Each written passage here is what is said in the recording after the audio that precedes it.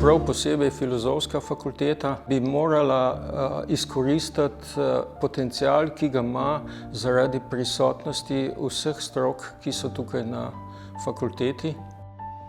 Mislim, da bi mogli dati večjo težo raziskovalni sferi, ker je raziskava tista, ki lahko pripelje do novega znanja.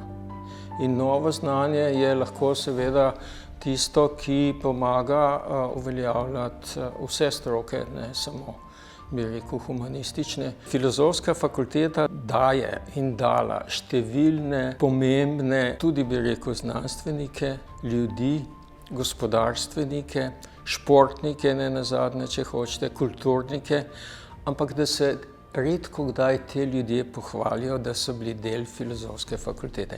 To me pa moti in si bi želel, da bi filozofska, mi smo tudi takrat v mojem dekanovanju, smo pač poskušali to narediti preko tudi tega alumni kluba, ampak ne vem, če je kaj zaživel ali ni zaživel, ampak to je samo ena oblika pripadnosti, ne? Ampak, tako da se mi zdi, da pripadnost filozofske fakultete potem, ko naši diplomati končajo, ne vem, se izgubijo. Mi smo pač bili priča posebnemu obdobju. Filozofska fakulteta ni bila sposobna izvoliti dekana oziroma dekanjo. No in ker sem bil jaz prej prodekan pri kolegu Buciku, so se na mene obrnili kot najstarejšega člana tega vodstva filozofske fakultete, če bi bil pripravljen to sprejeti. No in jaz sem se takrat odločil, bom to sprejel. Na eni strani smo bili v tistem obdobju, ko smo mogli narediti več stvari na področju študijskih programov. In sicer prvič smo mogli zaključiti bolonjski proces, potem smo mogli pripraviti reakreditacijo filozofske fakultete in potem smo mogli se vključiti v inovativno shemo doktorskega študija.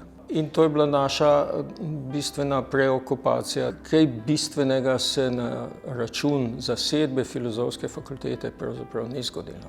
Skupaj z vodstvom smo nekako presodili, da seveda moramo študentom iti nasproti, da ne smemo zaostrovati zadeve, da ne bi prišlo do kakšnih nezaželenih konfliktov.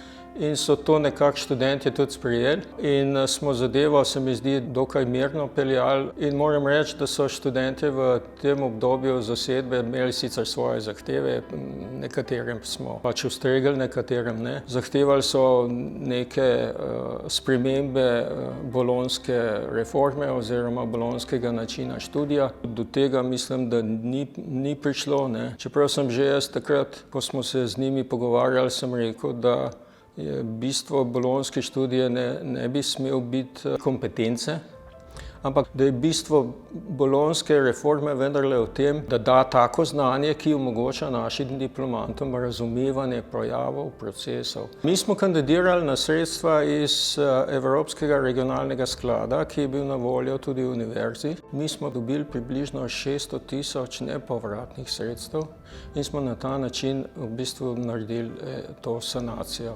fakultete. Žal mi je, da nismo speljali OHK, prizidka. Filozofska fakulteta je imela prvič takrat samostojni predlog. Nismo bili nič odvisni od nobene fakultete, da bo kakšen prostor zapustila in da se bi selili, kje pa sem pa tret. Mi smo imeli načrt, ki smo ga speljali skozi mednarodne delavnice, s pomočjo arhitektov smo to naredili.